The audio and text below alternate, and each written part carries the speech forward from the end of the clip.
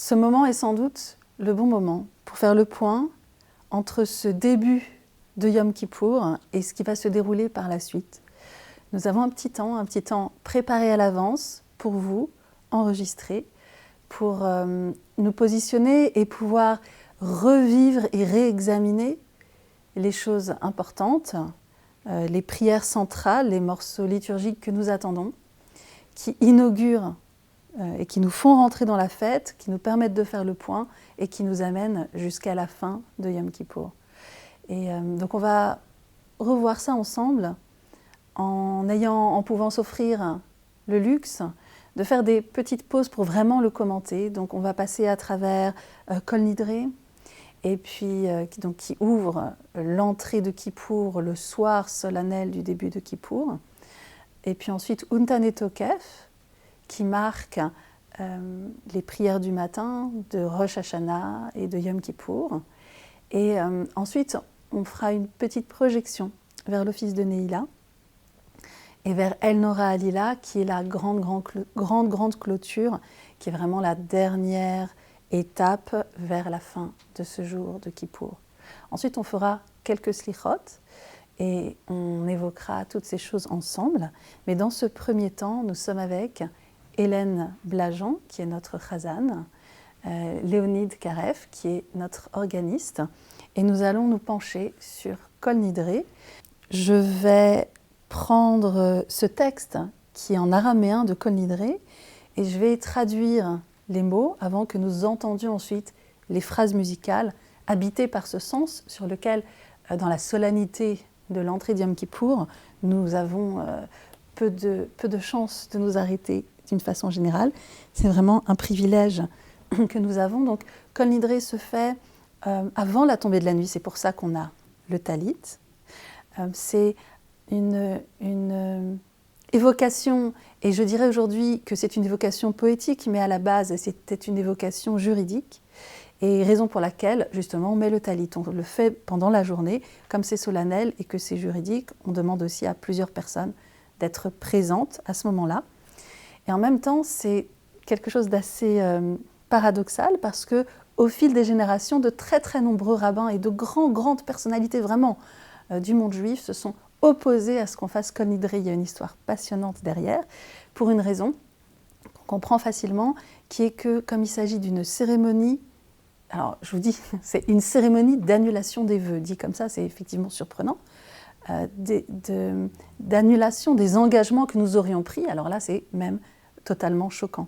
Nous sommes engagés par rapport à nos promesses. Et le jour de Yom Kippour, nous faisons la clôture de cette mise en adéquation avec les autres qui doit se produire avant. Donc nous devons tenir notre parole, nous devons entre Rosh Hashanah et Yom Kippour, mais il n'est jamais trop tard, même jusqu'à Hoshana Rabbah et même après, nous devons mettre au point et remettre les relations en ordre en ce qui concerne les promesses non tenues. Et ça, on le fait avec notre prochain, mais ce qui peut rester de vœux ou de limitations que nous aurions effectuées vis-à-vis de nous-mêmes, alors nous nous concentrons à Kol Nidré pour les écarter. On rentrera davantage dans le sens en même temps que nous l'expliquerons. Donc on trouve une des premières attestations de Kol Nidré dans le Sidour Amram Gaon. Et de façon très intéressante, juste pour entrer dans toute cette complexité, il nous dit que il ne faudrait pas faire Kol Nidré, mais il l'inclut quand même dans son livre. Donc ça montre vraiment ce grand paradoxe. Et la façon juive d'avancer dans cette question-là, c'est de voir ce que ça veut dire pour nous aujourd'hui. Et c'est ce que nous allons observer. Alors, je vous donne quelques rabbins et la façon dont ils se mesurent, dont ils se confrontent à cette difficulté. Rabbi Saadia Gaon dit que c'est seulement si c'est toute l'assemblée, c'est seulement pour les fautes qui auraient été faites de façon collective et par erreur. Rashi dit qu'il s'agit uniquement des promesses qu'on aurait oubliées. Et donc on ne va pas pouvoir tenir malgré nous. Et donc vous voyez que les rabbins orientent vers l'excellence en termes de moralité, c'est-à-dire que celles dont on se souvient, bien sûr, il faut les tenir, mais que faire de celles qu'on aurait pu oublier? Et ça, c'est ce que dit Rashi. Le Roche dit un autre argument qui est intéressant, c'est le minhag des anciens. Et moi, ce que je dirais également, c'est que c'est devenu quelque chose de très, très important pour nous au fil des générations. Donc, tenons notre parole et en même temps, écartons-nous des questions de culpabilité et pour être au meilleur de nous-mêmes, nous continuons à procéder à ce Kol Nidré. Je vais prendre la première partie, c'est donc dans notre Nusach, la première partie de Kol Nidré, je vais le traduire et nous allons entendre sa version chantée de cette première partie. Cette première partie détaille tous les types de vœux, donc tous les vœux, et ensuite il y a des synonymes du mot vœu pour nous inviter à aller rechercher au plus profond de nous tous les vœux, toutes les limitations, tous les interdits, toutes les obligations, parmi tout ce que nous nous fixons pour nous-mêmes intérieurement. C'est le moment de réexaminer qu'est-ce qui est approprié, qu'est-ce qui ne l'est pas, et de laisser partir toutes les limitations qui nous empêchent d'exercer notre responsabilité au meilleur.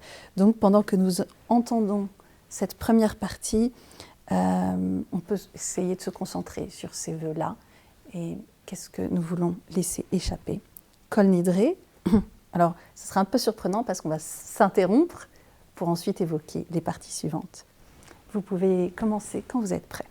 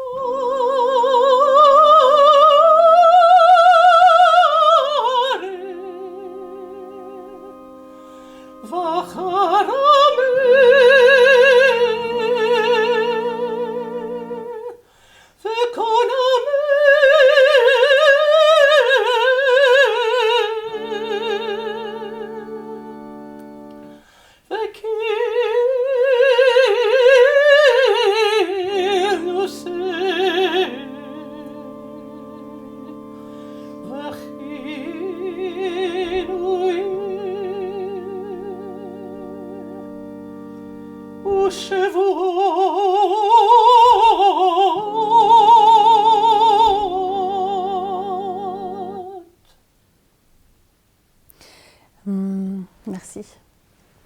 Et donc nous pensons à tous ces vœux et pour les définir davantage, le texte continue en araméen, parce qu'il est de l'époque des Géonim, Dindarna, donc c'est de la racine Neder, donc tous ces vœux, toutes ces choses dont nous avons fait vœu, ou des Ishtabana, et dont nous avons fait serment, ou des Acharimna.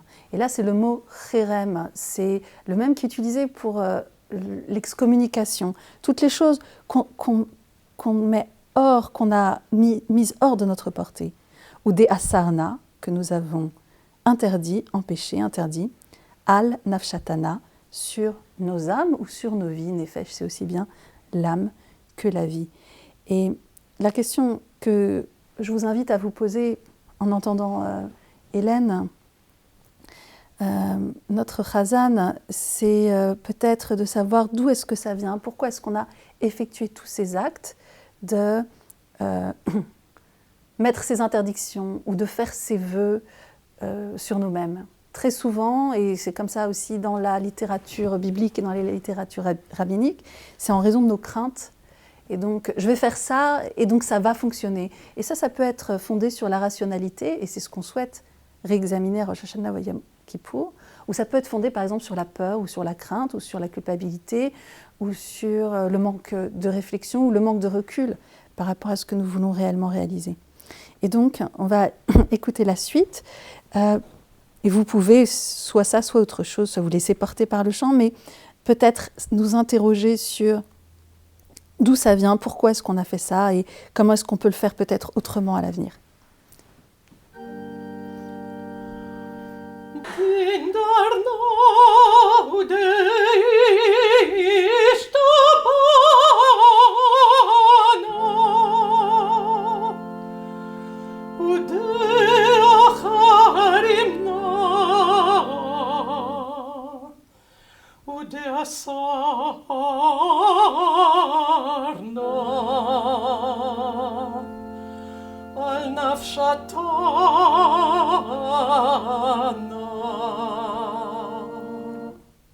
Merci.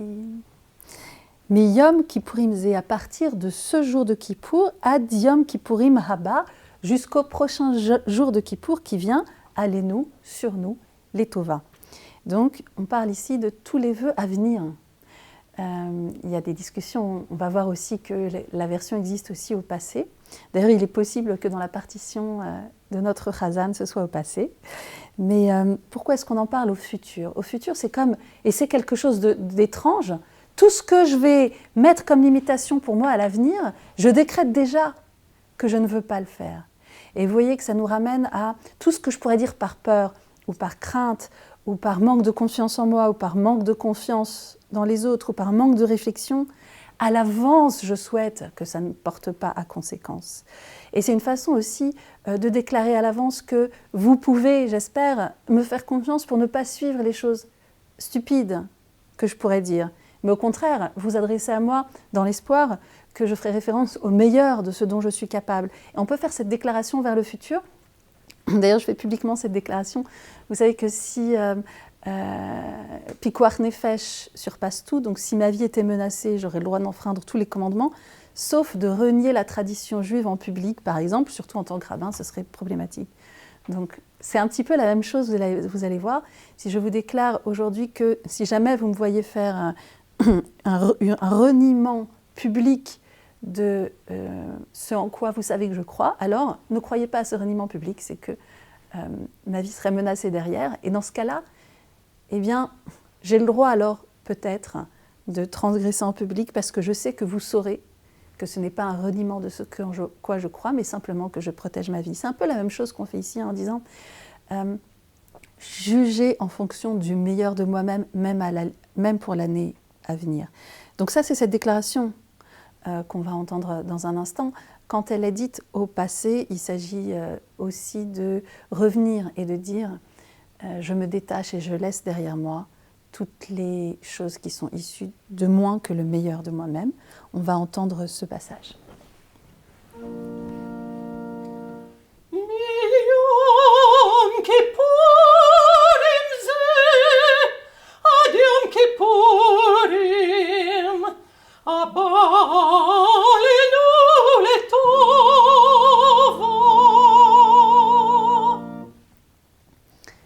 Kulhon, toutes ces choses-là, icharatna behon, anachnu mitcharatim, nous les regrettons.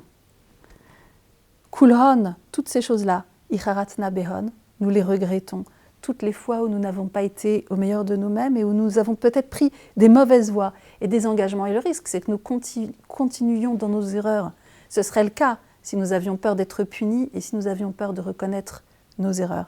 Ici, nous sommes libérés de ce poids. Nous avons donc toute l'attitude pour les mettre derrière nous. Kulhon, Yehon, Sharon. Toutes ces choses-là, qu'elles soient annulées. On va l'entendre maintenant.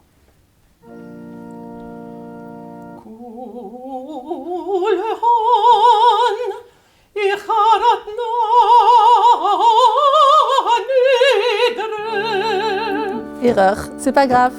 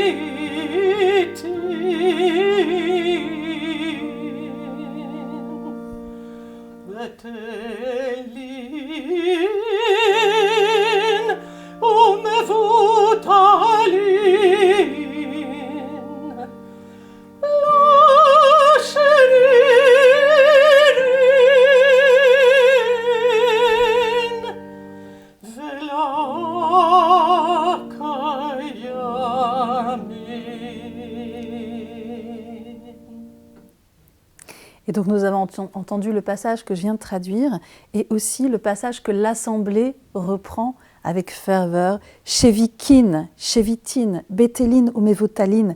Tout ça, ce sont des synonymes pour dire que c'est cassé, brisé, inadéquat, inapproprié, périmé, c'est fini. Et on conclut, nos vœux, ce ne sont pas des vœux. Et nos interdits, ce ne sont pas des interdits. Et les serments que nous avons pu faire, ce ne sont pas des serments. Et donc on finit en sortant donc de cette toile d'araignée qui se tisse autour de nous quand on prend une décision qui en entraîne une autre. Comme le disent les Pirkei Avot, un commandement entraîne la possibilité d'en faire d'autres parce qu'on rentre dans un milieu où tous nos actes positifs deviennent possibles et encouragés et nous nous associons à des personnes qui les soutiennent et ça devient de plus en plus facile. De la même façon, quand nous nous engageons sur un chemin autre que nous ne souhaitons pas garder, il faut défaire tous ces nœuds, d'où la solennité avec laquelle nous concluons maintenant. Nidrana, la nidrée. Nidrana, la nidrée, Ushevuta.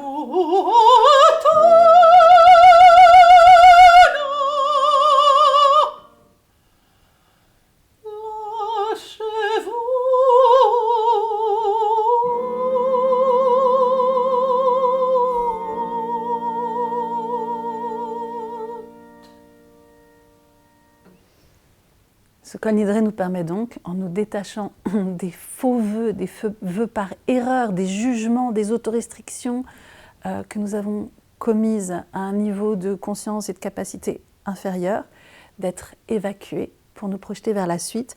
Je vous propose maintenant que nous le réentendions du début à la fin. Merci d'avoir fait cet exercice difficile d'illustrer par petits morceaux. Et maintenant, réentendons ce merveilleux Kol Nidré.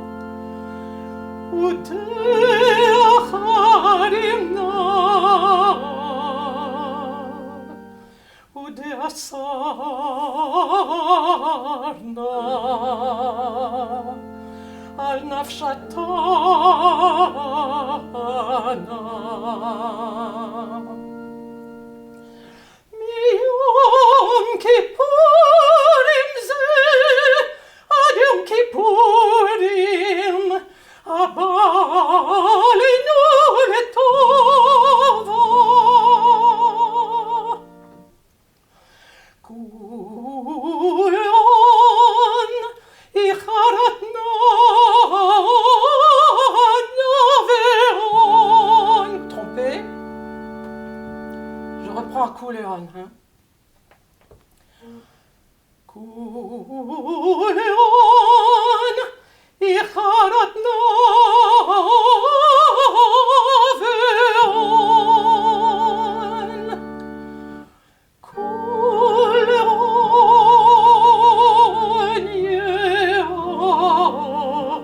Sharon.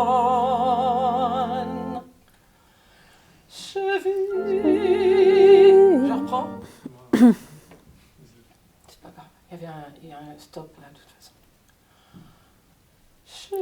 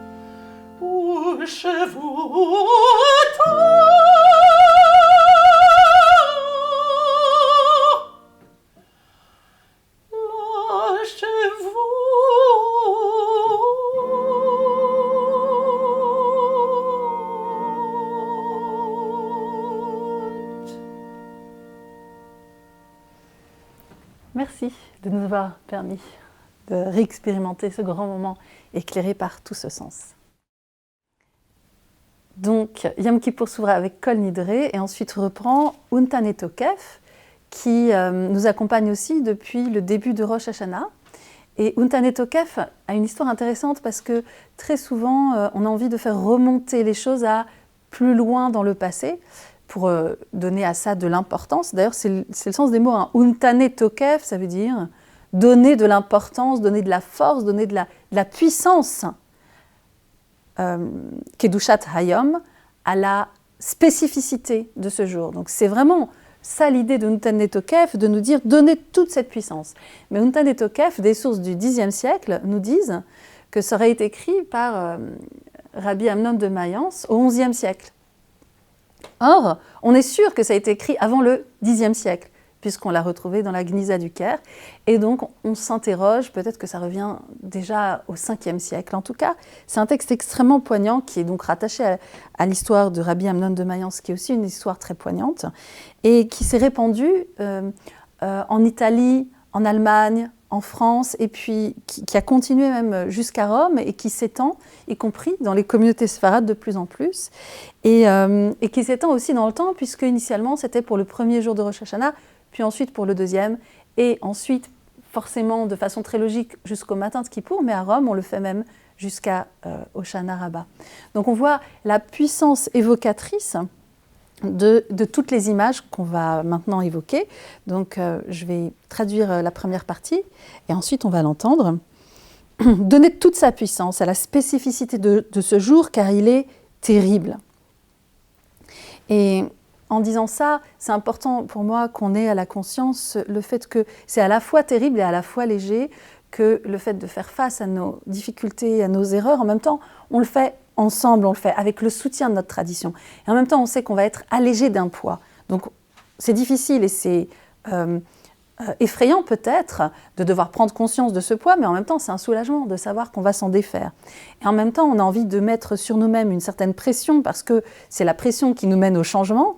Mais en même temps, cette pression, on veut garder présent à l'esprit le fait que ce n'est pas un Dieu tout-puissant qui est là pour nous écraser et nous réduire à néant, mais que c'est pour soutenir notre liberté.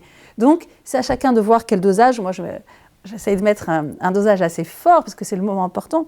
Mais si vous voulez écouter ce que je dis un peu en sourdine, c'est possible aussi, parce que chacun a un équilibre différent par rapport à ça. Il faut se sentir autant soutenu que se sentir sous pression pour qu'on ait l'énergie qui nous permette d'avancer.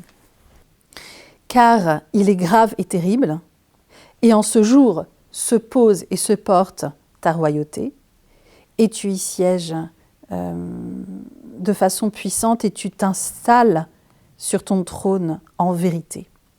Et la vérité, c'est que tu es à la fois Dayan, le juge, ou Mochiach, l'accusateur, Veyodea, celui qui sait, Vaed est le témoin.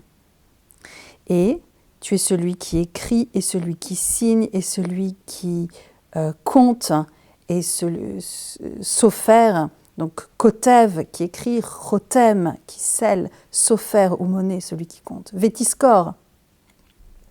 Et tu te souviens, Kol Hanishkachot, de tout ce qui a été oublié. Et c'est une invitation pour nous à faire de même, à essayer de nous souvenir de ce qu'on a pu oublier. Vétiftar et Sefer Azichronot, et le livre des souvenirs est ouvert.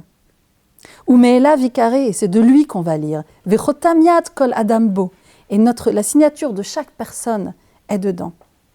Uveshofar Gadol Itaka, et dans le grand chauffard on sonnera Vekol Dmamadaka Ishama, et une petite voix douce se fera entendre, et les anges seront dans l'agitation et dans la crainte, et ils diront voilà le jour du jugement, pour rappeler toutes les personnalités, toute l'armée, toutes les unités des cieux dans ce jugement, car ils ne sortiront pas indemnes à tes yeux du jugement, personne n'y échappe, et toutes les créatures, tous les êtres vivants du monde, tu les feras passer devant toi comme un troupeau.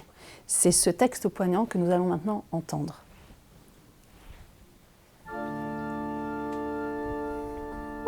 Tane tokef kedushat hayom ki honor hayom uvot inaseh malchutecha veikon bechesed kisecha ותשב עליו באמת. אמת כי אתה הוא דיין, ומכריח ויודע ועד, וחותם וסופר ומונה, ותזכור כל הנשכחות, ותפתח את ספר הזיכרונות, ומאליו יקרא וחותם יד כל אדם בו ובית שופר גדול יתקע וכל דממה די יישמע ומלאכים יחפזון וחיל אור עדה יוחזון ויאמרו הנה יום הדין לפקוד על צבא מרום בדין כי לא יזכו בניך בדין וכל באי עולם תעביר לפניך כבני מרום.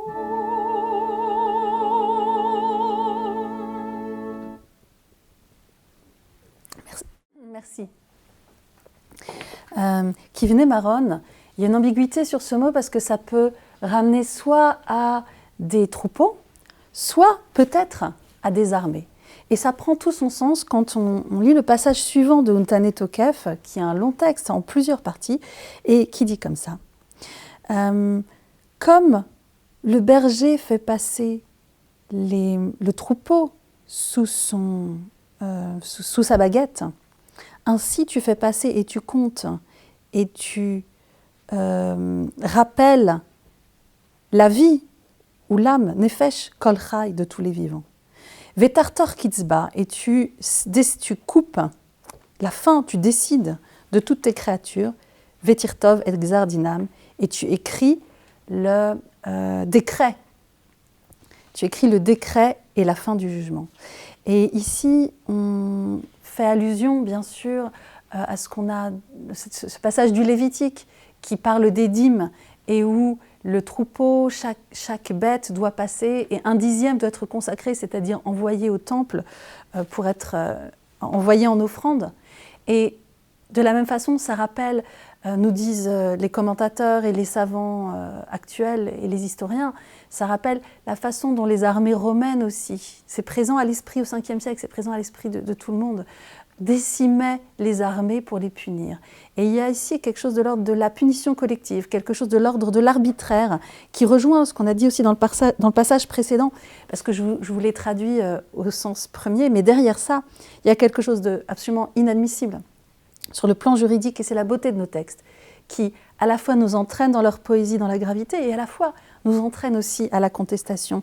Parce que quand j'ai dit tout à l'heure « ce jour est Nora ve'ayom », il est grave et redoutable, en réalité ce sont les Chaldéens qui, dans le prophète Habakkuk, sont graves et redoutables. Pourquoi ? Enfin, ils ne sont pas graves, ils sont surtout terribles et redoutables, parce qu'ils ne font aucun acte de justice, mais seulement de férocité. Et de la même façon, on voit que tuer le juge et celui qui fait la preuve et celui qui sait et le témoin, c'est une infraction insupportable au droit, y compris totalement au droit hébraïque, y compris, comme on le voit dans le Talmud Rosh Hashanah, quelques chapitres seulement après que ces mêmes images aient été évoquées. Et on continue. Quand on dit l'acte, la main de chaque personne a signé. En réalité, les aveux ne sont pas admissibles juridiquement dans le droit hébraïque. Donc ici, on est quasiment, ce qu'on est en train d'évoquer ici, quasiment, c'est un déni de droit qui va se résoudre un tout petit peu plus tard. Donc je vous invite à ce que nous restions dans cette relative consternation, qui est de dire nous sommes soumis à l'arbitraire absolu. Et là, je ne sais plus où on en est, on a fait Kebakarat ou pas ? Non. Cet arbitraire absolu qui va s'exprimer encore dans les 2 prochains paragraphes, on va entendre Kevakarat Roedro, que je viens de traduire.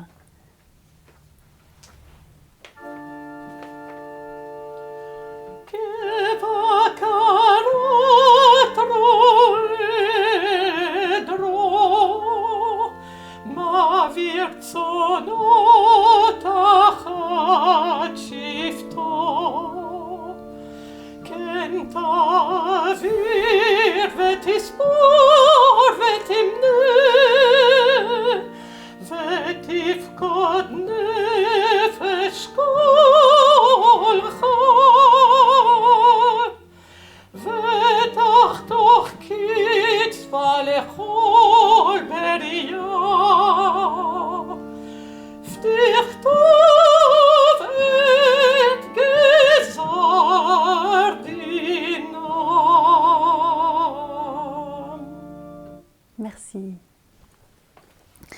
Merci. Et c'est cette réalité de nos vies que nous sommes, quand nous sommes dans le règne de la nature, on va voir qu'il y a des alternatives, quand nous sommes dans le règne de la nature, nous sommes soumis à cet arbitraire qui s'exprime également dans le passage qu'on va lire maintenant. À Rosh Hashanah, on est écrit, à Yom Kippour, c'est scellé.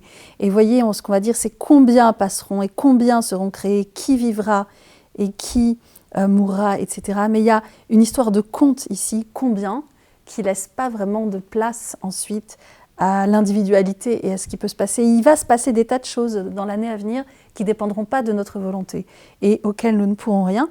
Et c'est à ça que nous faisons allusion, mais il y a une alternative et on l'évoquera. Elle est très importante, elle est au cœur de notre travail de Yom Kippour et on l'évoquera juste après avoir entendu ce merveilleux passage Berosh Hashanah Ikatevun.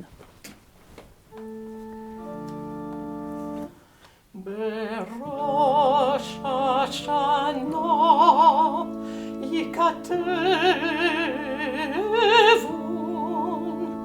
Uveyom Tzom Kippur Yechatemun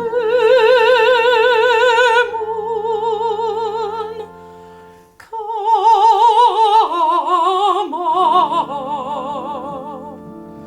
Yafrun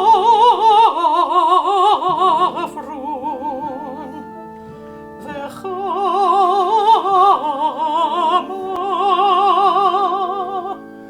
Yibareu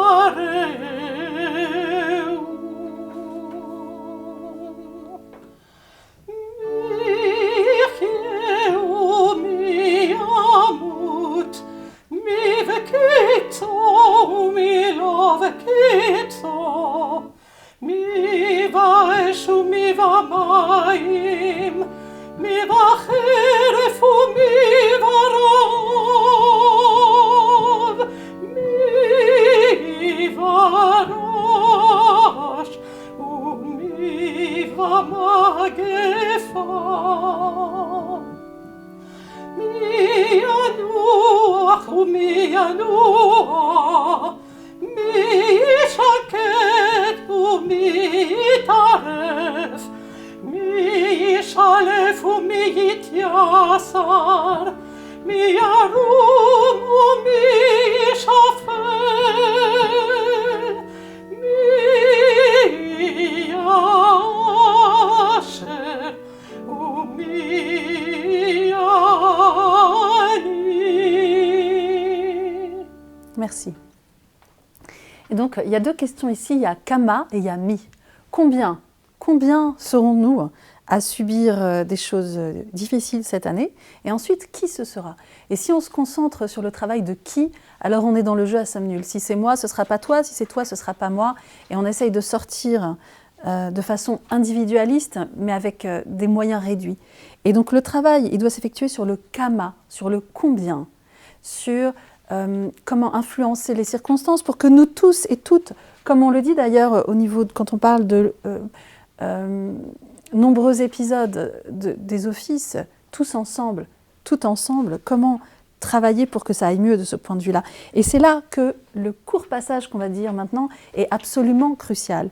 Teshuva, Tefila, Tzedaka, Ma'avirin et Roa Gezerah, c'est tiré de Bereshit Rabbah. C'est repris aussi dans la Mishnah Rosh Hashanah, un peu sous une autre forme. La Teshuva, c'est le retour sur soi, l'introspection, le fait de changer, de se changer soi-même. Tefila, c'est la prière et également quelque chose qui est de l'ordre de l'introspection. Teshuva plus dans les actes et dans les compréhensions, Tefila plus dans l'introspection. Et Tzedaka, c'est le fait de repartager les ressources autrement pour que chacun ait sa place, c'est introduire Tzedek, la justice, à travers la justice sociale. Et donc ici, on voit que les choses se jouent à la fois à un niveau individuel, mais aussi à un niveau collectif. Et ça permet de Ma'avirin et Roa Agzera, faire passer le mal du décret. Peut-être qu'il y a des décrets naturels auxquels nous ne pouvons rien individuellement, mais auxquels nous pouvons de façon collective. Je rappellerai juste que donc dans la Mishnah Rosh Hashanah, on dit quelles sont les choses qui permettent de changer. Il y a Tse'aka, le fait de crier, et le son du shofar aussi l'évoque pour nous l'évoquera pour nous en cette fin de jour de Kippour. Tse'aka, Tzedaka, donner de l'argent pour permettre de rétablir la justice sociale. Shinui Shem, le fait de changer de nom, de changer la façon dont on se considère soi-même.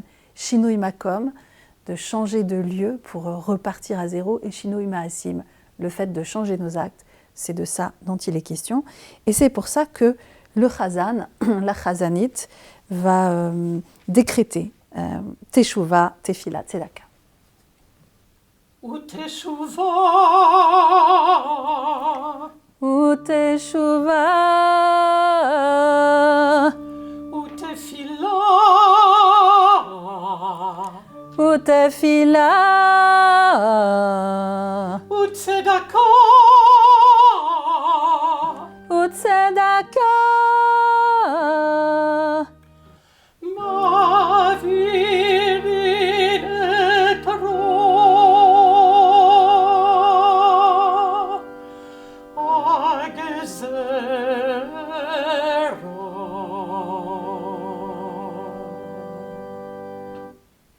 Merci.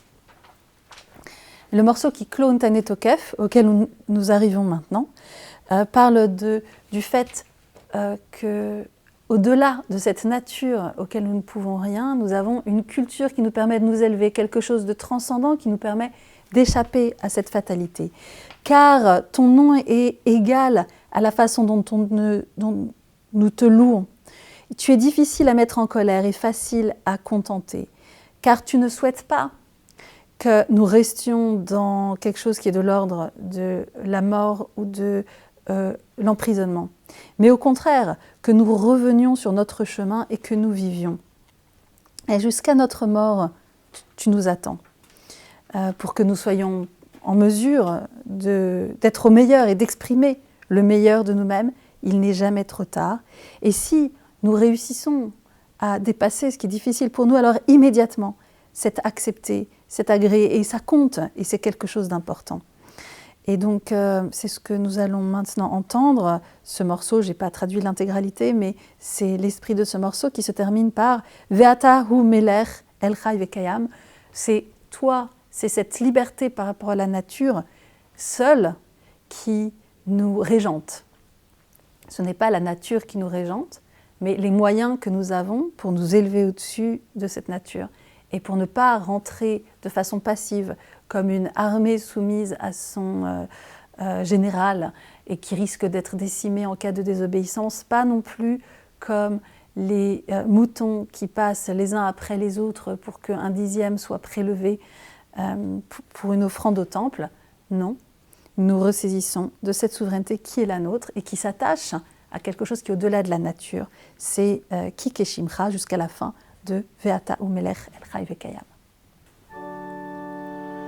Ki Keshimcha ken tehilatecha kasher lichos v'noach lirtzot כי לא תחפוץ במות המת, כי אם בשובו מדרכו וחיו, מדרכו וחיו, ועד יום מותו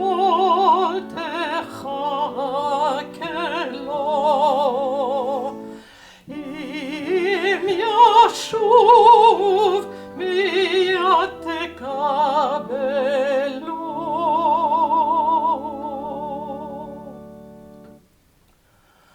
ואתה הוא מלך אל חי וקיים. Merci.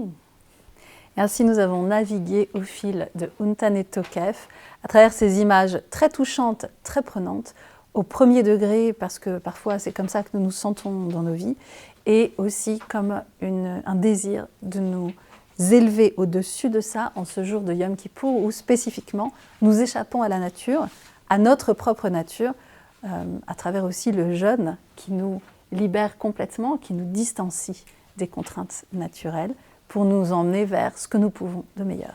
C'était pour Untane Tokef. La dernière partie de Yom Kippour comprend un cinquième office. Normalement, il y en a 3 par jour. Puis il y en a un office de Moussaf supplémentaire pour les grandes occasions. Et à Kippour, on a envie d'avoir encore une dernière chance d'aller jusqu'au bout de ce qu'on pouvait tirer de ce jour.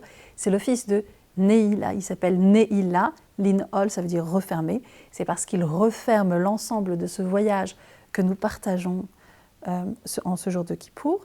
Et aussi parce qu'on considère que les portes de l'espoir s'ouvrent plus particulièrement à Yom Kippour et qu'elles s'approchent de la fermeture. Donc c'est cette dernière concentration pour arriver jusqu'à une fin de réussir à avoir dépassé toutes les difficultés de l'année et nous être totalement saisis de nos nouvelles forces.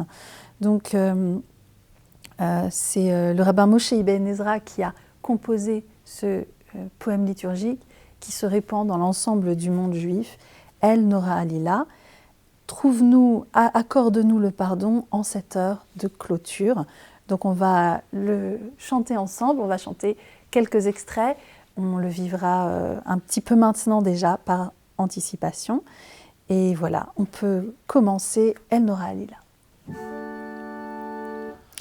El Nora Alila, El Nora Alila, Hamtzelanu Mechila, Beshat HaNeila, Beshat HaNeila. מספר קרואים לחיים נוראים ומסלדים בחילה בשעת הנעילה. בשעת הנעילה, אל נורא עלילה, אל נורא עלילה, המצא לנו מחילה בשעת הנעילה, בשעת הנעילה. זכור צדקת אביהם וחדש את ימיהם, כקדם ותחילה בשעת הנעילה. בשעת הנעילה, אל נורא עלילה, אל נורא עלילה, המצא לנו מחילה בשעת הנעילה, בשעת הנעילה. מיכאל צר ישראל, אליהו וגבריאל, מסרו נא גאולה בשעת הנעילה. בשעת הנעילה, אל נורא עלילה, אל נורא עלילה, המצא לנו מחילה בשעת הנעילה, בשעת הנעילה. Merci. Voilà, nous avons voyagé dans ces trois grandes parties de l'office de Yom Kippour, Kol Nidre, Untane Tokef, Neila, avec son introduction El Nora Alila. Un grand merci pour cette occasion de suivre ce passage de la solennité de Kol Nidre à l'engagement de Untane Tokef jusqu'à cette joie qui conclura l'office de Yom Kippour. Les slichot accompagnent les fêtes de Tishri. Elles commencent soit le 1er Elul pour les Sephardim, soit une semaine avant Rosh Hashanah pour les Ashkenazim, avec toujours la même structure. Et ces prières sont également reprises tout au long de la journée de Kippour dans chacun des 5 offices de Kippour.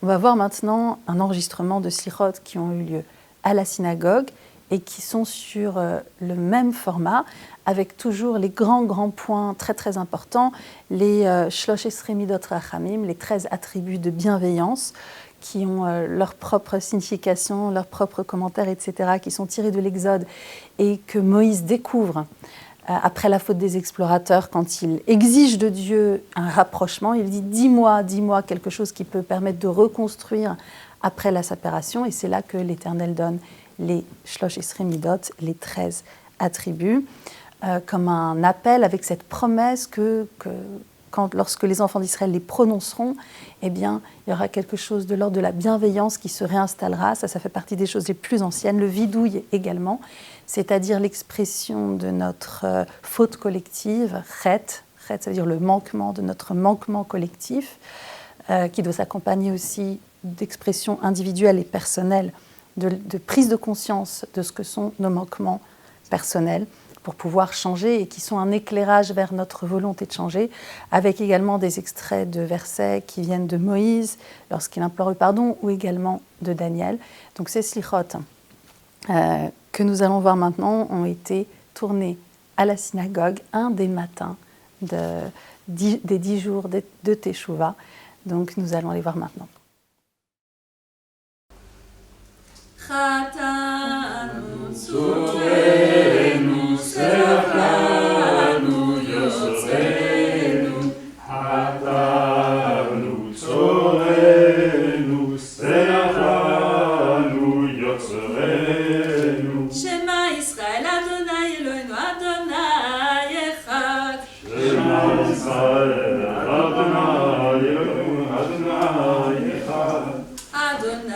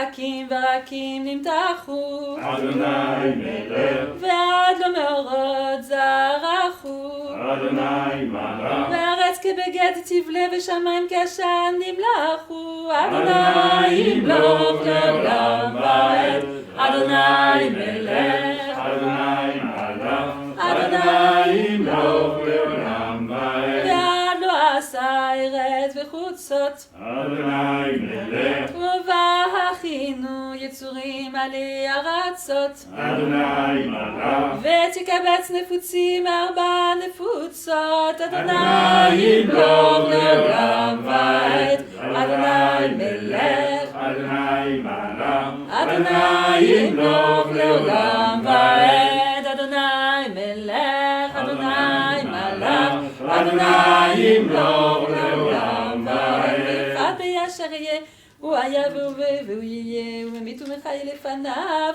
לא נוצא אל ואחריו לא יהיה, אלוהינו שבשם ובארץ, שמע קולנו וקבל תפילתנו ברצון. אמן.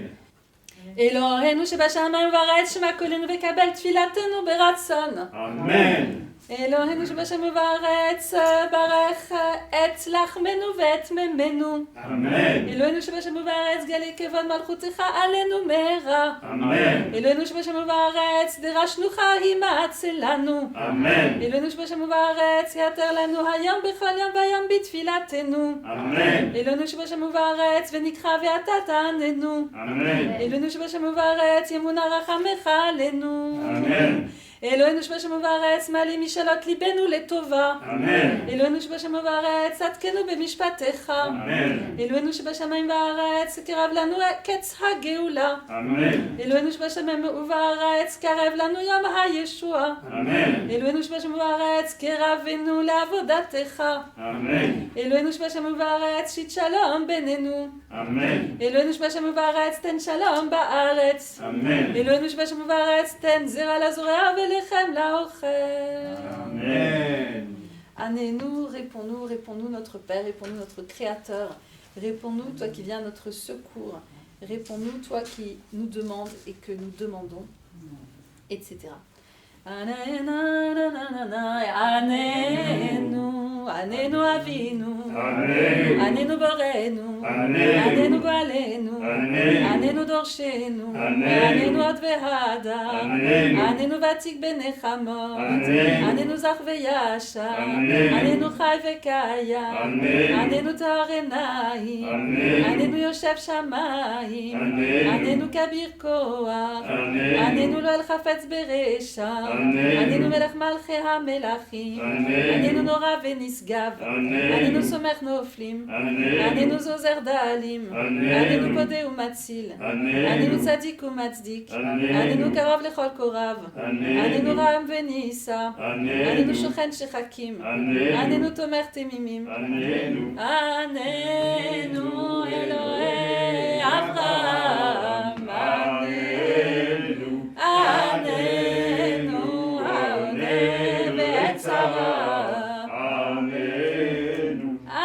Annez-nous Fachad Yitzchak, Annez-nous Aoneh Ve'et Ratzon, Annez-nous Avir Yaakov, Annez-nous Aoneh Ve'et Rachamim,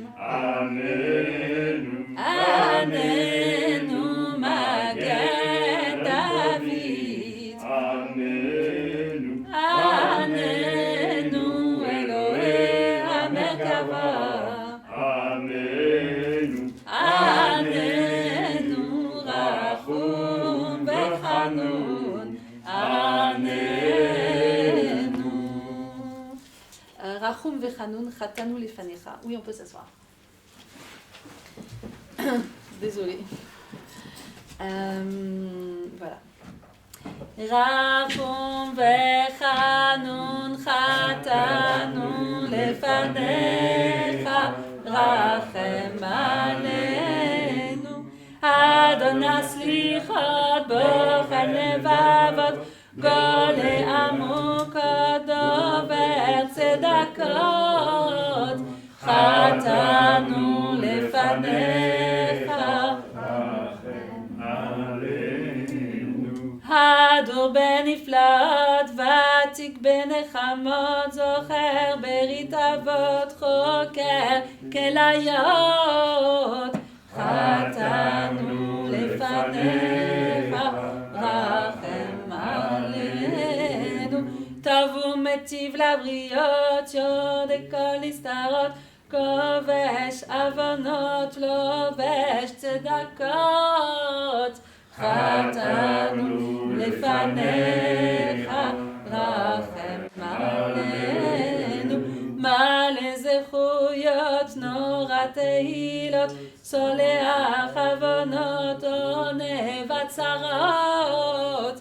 חטאנו לפניך, רחם עלינו. פועל ישועות, סופי עתידות, קורא הדורות, רוכב ערבות, שומע תפילות, תמים דעות. חטאנו לפניך, רחם עלינו.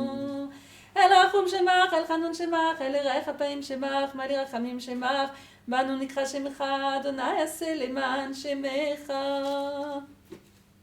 On se lève pour la deuxième fois pour El Irachapayim. El Irachapayim ata ובעל הרחמים, גדולת רחמך וחסדיך, הודית על יניו מקדם, וכן כתוב בתורתך.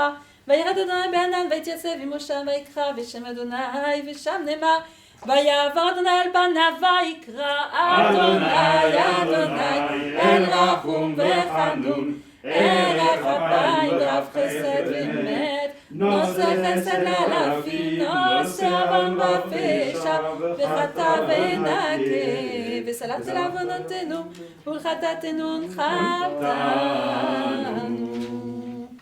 Page 392, Shomer Israël.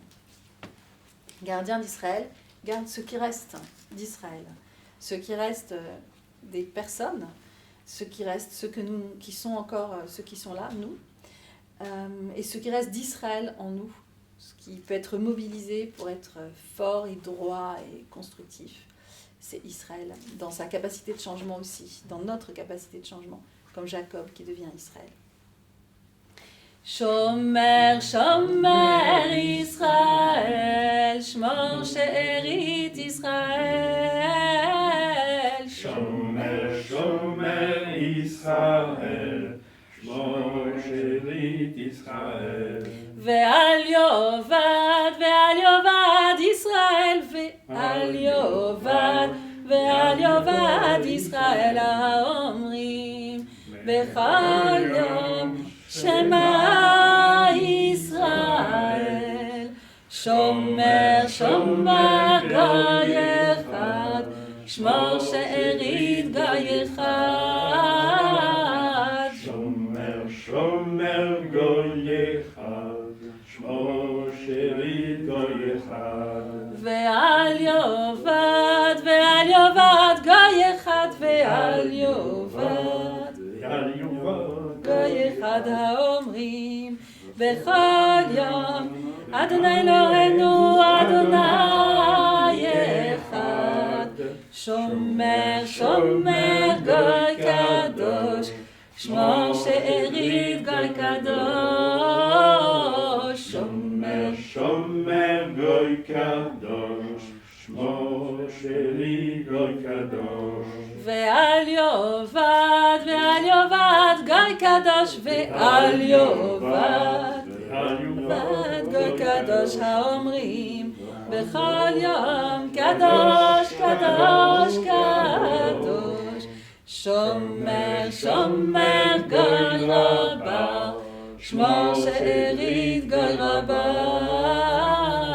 Shomer, Shomer Goy Rabbah, Shmor She'erit Goy Rabbah. Ve'al yovad Goy Rabbah, ve'al yovad Goy Rabbah omrim, bechol yom amen yeshemer va dire le Kaddish. Ensuite, on sonnera du chauffard. Donc, on sonnera pas du... Enfin, voilà. Le Kaddish chassidique. On va faire le Kaddish chassidique en conclusion de ces sirotes. יתגדל ויתגדל שמן רבה Amen. בעלמא דיבר חירותי וימליך מלכותי אמן וחייכנו ויומכון ובחיי דכל בית ישראל בגלה ובזמן קריב וימרו אמן Amen. ישמר רבה מברך לעלם ולעלמי עלמיה יתברך וישתבח ויתפאר ויתרומם ויתנשא ויתהדר ויתעלה ויתהלל שמי דקודשה בריחו Amen. לעילה ולעילה מן כל ברכתה ושירתה תושבחתה ונחמתה דמיין ועלמה ואמרו אמן Amen. תתקבץ תותינו ובאותון דכל בית ישראל קדם אבוון דיבי שמיה ורב אמרו אמן Amen. יש למה רבה מן שמיה וחיים עלינו ועל כל ישראל איי איי איי איי איי איי איי איי איי איי ועל כל בני אדם ואמרו אמן Amen. עושה שלום במרומיו הוא יעשה שלום עלינו איי איי איי איי איי איי איי איי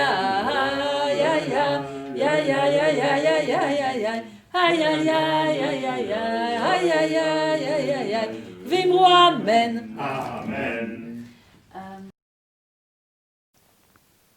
Un jour, nous comprendrons l'amplitude du changement que nous sommes en train de vivre maintenant et que nous ne pouvons pas comprendre car nous n'avons pas le recul sur le plan historique. Et un jour, nous comprendrons ce que le judaïsme est devenu suite à ce que nous aurons fait, c'est-à-dire ce qu'on est en train de faire maintenant et ce qu'on va continuer à faire pour permettre et être certains et certaines que nous avons un judaïsme fort qui continue à se transmettre, quelles que soient les conditions, avec toute cette créativité que nous avons besoin de mettre et ce courage, parce que c'est difficile, que nous avons besoin de mettre dans le fait de renoncer au moins en partie au présentiel et le courage que nous devrons mettre aussi pour revenir par la suite aussi à du présentiel parce que ça nous fait du bien et que c'est quelque chose d'extrêmement important. Mais nous devons avancer sur ces deux voies et personne ne connaît les solutions. Ce que nous savons, c'est que lorsque le temple a été détruit, le temple dont on parle sans cesse dans nos offices de Kippour parce que le culte du temple était tellement central jusqu'à la destruction du premier temple, puis jusqu'à la destruction du second temple, tellement essentiel. Tout le monde se rassemblait, il y avait quelque chose d'énorme qui se produisait, une énergie incroyable qui se dégageait de cette rencontre et de ces rituels extrêmement forts qui étaient faits. C'est certain qu'au moment de la destruction du temple, tout le monde était ébahi, stupéfait, complètement bloqué, car comment le judaïsme pourra-t-il continuer après la destruction du temple? Ça semblait impossible. Et pourtant, des choses plus abstraites, des choses difficiles, comme l'étude de la Torah, vous imaginez remplacer toute une foule en délire par « on va étudier des textes », c'est quand même une transition complètement stupéfiante. Eh bien, nous l'avons fait.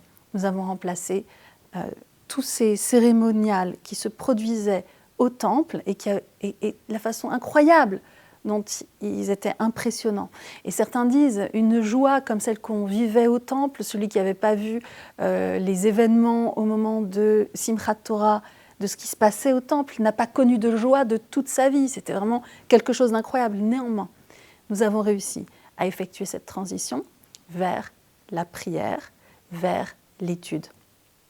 Aujourd'hui, cette prière et cette étude se défendent d'une partie de présentiel. Ou en tout cas, il faut apprendre à investir aussi autre chose. Et c'est une révolution et personne ne sait comment faire. Et nous avons le droit d'être aussi stupéfaits, aussi tristes et autant en deuil peut-être que lors de la destruction du temple. Pourquoi pas? Ça fait 2000 ans quand même, c'est énorme. 2000 ans qu'on s'appuie sur le présentiel pour construire cette relation à l'autre, qu'on s'appuie sur le minyan et sur la participation au minyan, sur la possibilité d'impliquer les gens de façon directe, avec un contact humain immédiat. C'est potentiellement un vrai deuil pour nous de ne pas pouvoir le faire maintenant. Et en même temps, souvenons-nous que nous avons cette capacité de créer des choses nouvelles et pour ça, il faut explorer, n'avoir peur de rien. Et c'est un exemple que je vais vous donner d'un midrash que j'aime beaucoup, qui représente la façon dont on a besoin de tout explorer et peut-être de devenir à moitié fou dans notre recherche de quelque chose de nouveau, mais c'est nécessaire parce que après la destruction du temple, personne de sans d'esprit ne pouvait imaginer qu'on réussirait encore pendant 2000 ans à faire vivre un judaïsme tellement vibrant sans le temple. Eh bien, il faut à notre tour que nous puissions créer quelque chose qui nous permette que dans 2000 ans, on se dise que c'est incroyable qu'il y ait un judaïsme aussi vivant, alors que vous vous souvenez, à l'époque du coronavirus, il y a 2000 ans, tout le monde pensait qu'on n'allait pas réussir parce qu'on a besoin du présentiel. Je ne dis pas qu'on n'en a pas besoin. Ce que je dis, c'est que nous ne savons pas vers où nous pouvons aller et il faut être ouvert à ça. Et donc, c'est un midrash un peu fou, j'avoue, qui est tiré du Talmud Baba Metzia, que je veux partager avec vous. Et voilà, vous pourrez vous faire votre opinion et on verra de quelle façon peut-être il nous inspire. Il commence de façon intéressante puisqu'on nous dit que le prophète Élie lui-même, il y a un petit anachronisme, mais était un habitué de la maison d'études de Rabbi. Et ce n'est pas n'importe qui, le prophète Élie, c'est celui qui doit annoncer la venue de temps meilleurs. Et Rabbi, c'est Rabbi Juda le prince, Rabbi Yehuda Hanassi, ce n'est pas n'importe qui non plus, c'est celui qui a compilé la Mishnah, encore une fois, quelqu'un qui a fait quelque chose d'absolument impensable, puisque la Torah orale, on ne va pas l'écrire, on en a eu besoin, et donc on l'a écrite. Et le judaïsme a pris un tournant parce qu'on a écrit la Torah orale, et le judaïsme survit et continue et fleurit à cause de ces tournants. Tout le monde aujourd'hui est conscient de l'importance incroyable de la Mishnah. Pourtant, c'était une révolution. Et donc, le prophète Élie lui-même, c'est pas pour rien, était un habitué de ce révolutionnaire qu'était Rabbi Juda Hanassi. Et donc, il venait à la maison d'études régulièrement. Un jour, c'était Rosh Chodesh, le 1er du mois, le temps des renouvellements, du renouvellement du nouveau, la tête du nouveau, on pourrait traduire. Et il a pris du retard et n'est pas venu. Le prophète Élie était en retard. Quand Rabbi l'a rencontré, il lui a dit « Quelle est la raison du retard du maître ?» Rabbi demande au prophète Élie « Pourquoi es-tu en retard ?» Il lui a dit « Il a fallu que j'aide Abraham à se lever, que je lave ses mains, qu'il finisse de prier, que je le recouche. Et ensuite, de même pour Isaac, c'est-à-dire de l'aider à se lever, qu'il se lave les mains, qu'il finisse de prier et qu'il le recouche. Puis la même chose pour Jacob, parce qu'à Rosh Chodesh, les prières sont un petit peu plus longues. Et donc, c'est la raison, dit Élie à Rabbi, c'est la raison du retard. Rabbi Juda Hanassi dit, mais il suffit de les faire se lever ensemble. Ensemble, tu les fais se lever, tu leur permets de se laver les mains comme le veut le rite, tu leur permets de prier et tu les recouches et tu es à l'heure à la maison d'études pour étudier. Eliaou a dit, je ne peux pas faire une chose pareille parce qu'il se soutiendrait dans la prière et il ferait venir le Messie avant son temps. C'est le prophète Élie lui-même qui révèle ce secret pour expliquer son retard à Rabbi Juda le prince. Il ferait venir le Messie avant son temps, des révolutions se produiraient et tout le monde n'est pas prêt maintenant à effectuer les changements sociaux nécessaires à la venue du Messie, donc on ne peut pas le faire de façon miraculeuse. Et Rabbi, il ne se satisfait pas de cette réponse en disant que c'est impossible. Il a déjà trouvé une solution, Élie lui a dit c'est pas possible, il va chercher une autre solution. Rabbi lui a dit, et il y a leur équivalent dans ce monde ? Vous voyez ici la petite question, et est-ce que peut-être qu'il y aurait moyen de réunir des gens qui feraient venir le Messie avant son temps ? Il lui dit, Rabbi Chia et ses fils. Oui, il y a l'équivalent, et ça c'est quelque chose aussi d'incroyablement osé. L'équivalent des 3 patriarches, oui, existe à cette époque, maintenant, tout de suite. Enfin, c'est l'époque de Rabbi, en au IIe siècle. Rabbi Chia et ses fils ont ce même pouvoir. Que fait Rabbi Juda le prince ? Il transgresse toutes les possibilités, il a réussi à mener son enquête, Il a découvert des secrets, il les met en œuvre. Rabbi décréta un jeûne, et comme il y a un jeûne, il faut se rassembler pour prier, et il fit descendre Rabbi Chia et ses fils pour qu'ils prient ensemble. Et là, le Midrash met en œuvre la prière de la Hamida, que vous connaissez donc. On dit « L'Éternel fait revenir le vent, Mashiv haruach umorida geshem ».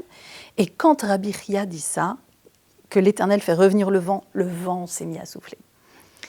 Et ensuite, Umorid ha-geshem, et qui fait tomber la pluie s'est mise à tomber, il s'est mis à déluger. Et ensuite, vous savez, dans la suite de la Hamida, on dit Mechaye hametim, qui fait revivre les morts.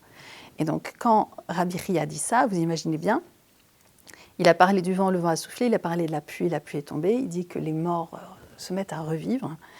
Alors, il faudrait savoir ce que ça veut dire, mais le Talmud nous dit, c'est revenir à la plénitude de sa vie, c'est ça, partir de la mort pour aller à la vie, au sens symbolique. En tout cas, il dit, il fait revivre les morts, et là, le monde entier s'émeut, car ça va s'accomplir, comme tout ce que disent Rabbi Chia et ses fils quand ils sont dans la plénitude de leur concentration. On dit dans le ciel, qui a révélé les secrets dans le monde ? Et on répond, c'est le prophète Élie. On fit venir Eliaou et on le bâtit de 60 bâtons de feu. Eliaou est puni pour avoir révélé ce secret.